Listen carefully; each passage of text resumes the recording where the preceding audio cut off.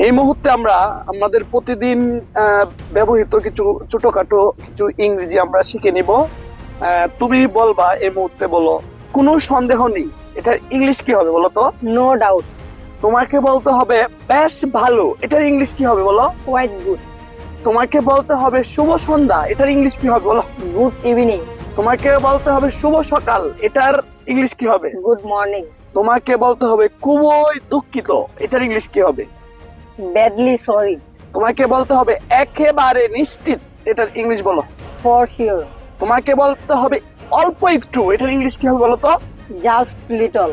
Just a little নাকি। Just a little. তোমাকে বলতে হবে এই নিন, এটার ইংলিশ কি হবে বলো তো। Here you are.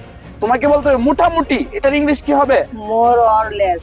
তোমাকে বলতে হবে এক নজরে, এটার ইংলিশ কি হবে বলো।